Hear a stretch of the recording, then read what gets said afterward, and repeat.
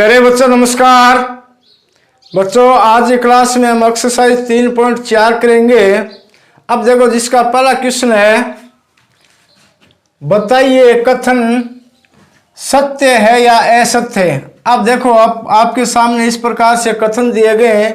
अब इसमें अपने को ये जो कथन है इनके बारे में बताना भी, ये कथन सत्य है या असत्य है। अब देखो पहला है, सभी आयत वर्ग होते हैं। पहला कथन है, तो सबसे पहले अपन इसको समझते हैं। देखो आयत क्या होता है? आयत वो होता है जिसकी आमने सामने की भुजाएं बराबर होती हैं, यानी इस प्रकार की जो आकृति होती है उसको अपन क्या बोलते हैं? आयत। जिसमें ये सम्मुख भुजाएं, आमने सामने की भुजाएं क्या होती हैं? बराबर होती हैं, उसको अपन क्या बोलते हैं? आयत। अब एक वर्ग, अब वर्ग क्या होता है? जिसमें चारों भुजाएं एक समान हो। वर्ग की आकृति होती है जिसमें चारों भुजाएं क्या हो? एक समान हो, यानी ये वाली और ये वाली। कहने का मतलब वर्ग क्या होता है? जिसमें चारों भुजाएं समान हो। आयत क्या होता है? जिसमें आमने सामने की भुजाएं समान हो। अब देखो आयत में क्या आमने सामने की भुजाएं बराबर होती है, इसका मतलब ये भुजा और ये भुजा, ये दोनों भुजा आमने सामने की नहीं है, इसका मतलब ये दोनों बराबर नहीं होंगी। जैसे मान लो ये 5 सेंटीमीटर है तो ये भी कितनी होगी? 5 सेंटीमीटर। इसी प्रकार ये 4 सेंटीमीटर है तो ये भी कितनी होगी? 4 सेंटीमीटर। अब वर्ग की विशेषता क्या है कि अगर एक भुजा 4 सेंटीमीटर है तो बाकी सभी भुजाएं भी कितनी होंगी? 4 सेंटीमीटर होंगी। यानी वर्ग और आयत में यही फर्क है। अब ये पहला कथन कह रहा है कि सभी आयत वर्ग होते हैं, तो इसका मतलब ये कथन असत्य है। एक आयत है वो वर्ग नहीं हो सकता, क्योंकि आयत में सिर्फ आमने सामने की भुजाएं बराबर होगी। अब देखो ये 5 और ये 4, ये बराबर नहीं है, और वर्ग में जब एक भुजा 4 है तो बाकी सब भी क्या है? 4 यानी समान होंगी। इसका मतलब पहला जो कथन है वो क्या है? असत्य है। इसके आगे अपन लिख देंगे असत्य। अपने क्या दो कथन दिए गए, इन कथनों के बारे में चर्चा करके अपने को इसको समझना भी ये कथन सही है या गलत है। अब देखो दूसरा, सभी समचतुर्भुज समांतर चतुर्भुज होते हैं। समचतुर्भुज क्या होता है? जिसमें चारों भुजाएं क्या हो? बराबर हो। जिस प्रकार से वर्ग में होता है ना, उसी प्रकार से समचतुर्भुज क्या होता है? जिसकी चारों भुजाएं बराबर हो। और समांतर चतुर्भुज होते हैं। समांतर चतुर्भुज क्या होता है? जिसमें आमने सामने की भुजाएं क्या हो? बराबर हो। अब देखो जिसमें आमने सामने की भुजाएं क्या हो? बराबर हो, तो इसका मतलब समचतुर्भुज में चारों भुजाएं बराबर होती है, इसका मतलब आमने सामने की भुजाएं भी बराबर होती है।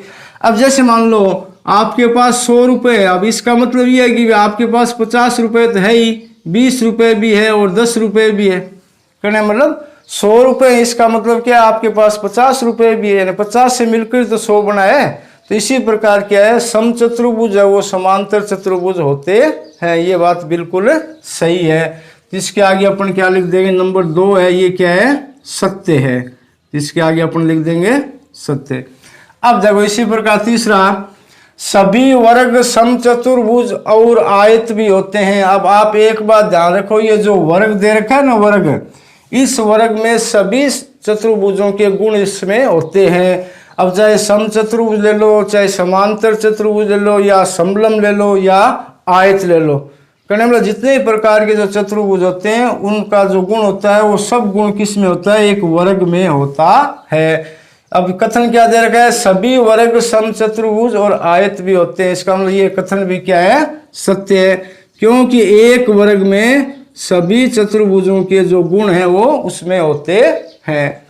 अब देखो चौथा है, सभी वर्ग समांतर चतुर्भुज नहीं होते। अब सभी वर्ग समांतर चतुर्भुज नहीं होते, इसका मतलब ये कथन क्या है? असत्य है। अब क्यों है? अब देखो अपन इसका जो अभी देखा है, जो तीसरा पार्ट है उसमें क्या दे रखा है?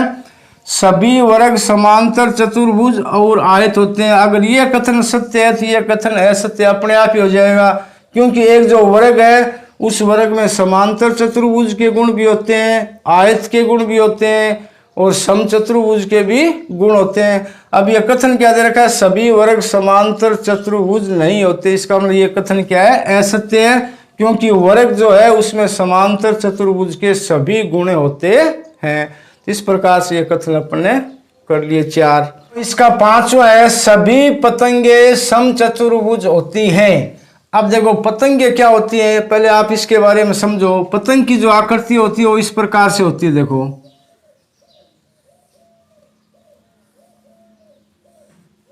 ये जो आकृति है, ये आकृति इस प्रकार की जो आकृति होती है क्या होती है, पतंग होती है। अब देखो पतंग की विशेषता क्या होती है, इसमें दो आसन भुजाओं की युग्म होते हैं। अब देखो ये जो यहाँ से एक भुजा ये और एक भुजा ये दोनों आसन भुजाएं हैं, ये आसन भुजाओं के जो युग्म होते हैं वो क्या होते हैं, बराबर होते हैं। अब इसी प्रकार दूसरा ये हो गया आसन भुजाओं का युग्म। तो इस प्रकार की आकृति को अपन क्या बोलते हैं, पतंग, जिसमें दो आसन भुजाओं के जो युग्म होते हैं, जोड़े होते हैं, वो क्या होते हैं, बराबर होते हैं। अब पहला कथन क्या है, सभी पतंगे समचतुर्भुज होती हैं। अब इसका मतलब क्या हुआ, समचतुर्भुज क्या होता है, जिसमें चारों भुजाएं एक जैसी हो। ये जो समचतुर्भुज की आकृति किस प्रकार से होती है, जिस प्रकार से वर्ग की होती है, जिसकी चारों भुजाएं क्या हो, बराबर हो। अब पतंग में क्या है, अब देखो ये और ये बराबर है, इसी प्रकार ये दोनों बराबर है। अब देखेंगे अपन इसको इस प्रकार से, ये भुजा और ये भुजा इन दोनों के लेंगे तो ये दोनों भुजाएं आपस में बराबर नहीं होगी। और समचतुर्भुज में क्या होता है, चारों भुजाएं बराबर होती हैं। इसका मतलब ये कथन क्या है, असत्य है। तो इसके आगे अपन लिख देंगे असत्य। अब असत्य क्यों है ये अपन ने समझ लिया है कि पतंग में क्या होता है, दो भुजाओं के युग्म समांतर यानी बराबर होते हैं, और पतंग में क्या, समचतुर्भुज में क्या होता है, चारों भुजाएं बराबर होती है। अब देखो इससे आगे वाला, सभी समचतुर्भुज पतंग होते हैं। अब इसका उल्टा दे रखा है। अब जैसे मान लो ये आकृति है, समचतुर्भुज की आकृति है। अब ये आकृति समचतुर्भुज की, इसका मतलब ये पतंग की है, क्योंकि पतंग में क्या है, दो भुजाएं, ये आसन भुजाएं ये क्या होती हैं, बराबर होती हैं। अब जैसे ये और ये बराबर, इसी प्रकार समचतुर्भुज में तो चारों भुजाएं बराबर होगी। चारों भुजाएं बराबर हो रहे हैं, मतलब ये आसन भुजा और ये आसन भुजा बराबर है, ये आसन भुजा और ये आसन भुजा भी क्या है, बराबर है। तो इसका मतलब क्या है, सभी समचतुर्भुज पतंग होते हैं। ये कथन क्या है, सत्य है।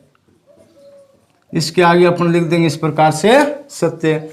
अब देखो जी है, सभी समांतर चतुर्भुज समलंब होते हैं। अब समलंब क्या होता है, ऐसा चतुर्भुज जिसमें भुजाओं का एक युग्म समांतर हो। समझ में आ गया ना, इस प्रकार की आकृति बनती है। जैसे मान लो ये है और ये दोनों भुजा क्या है, समांतर है, यानी एक युग्म क्या हो जिसमें समांतर हो। जैसे ये दोनों है, ये आपस में क्या है, समांतर है। तो इस प्रकार की आकृति क्या कहलाती है, समलंब चतुर्भुज कहलाती है। अब ये इसमें क्या पूछा है, सभी समांतर चतुर्भुज समलंब होते हैं। ये बिल्कुल सत्य है। देखो समांतर चतुर्भुज में क्या होता है, जिसमें सम्मुख भुजाओं का युग्म क्या होता है, बराबर होता है। अब सम्मुख भुजाओं का युग्म है, इसका मतलब एक युग्म यानी एक जोड़ा तो उसमें बराबर होएगा। तो समलंब की विशेषता क्या होता है, जिसमें एक युग्म बराबर होता है। समांतर में क्या, दोनों युग्म बराबर होते हैं। दोनों युग्म बराबर, उसका मतलब उसमें एक युग्म बराबर तो है ही। तो मतलब ये कथन भी क्या है, सत्य है। इसके आगे लिख देंगे अपने, सत्य है, इस प्रकार से। अब देखो इसका अंतिम पार्ट है, सभी वर्ग समलंब होते हैं।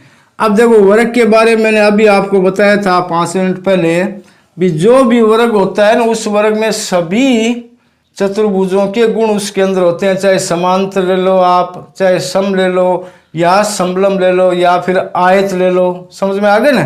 तो जो भी वर्ग है उसमें सभी चतुर्भुजों के गुण उसके अंदर विद्यमान होते हैं। इसका मतलब ये कथन भी क्या है, सत्य है। तो इसको अपने इस प्रकार से लिख देंगे, ये भी सत्य है। अब सत्य क्यों है, क्योंकि वर्ग जो है, वर्ग में सभी चतुर्भुजों के गुण विद्यमान होते हैं, चाहे समांतर हो, चाहे सम हो या समलंब हो। इसलिए यह कथन क्या है, सत्य है। ये आपका क्वेश्चन नंबर 1। अब आगे वाला क्वेश्चन आगे अपन दूसरी क्लास में करेंगे। नमस्कार, धन्यवाद।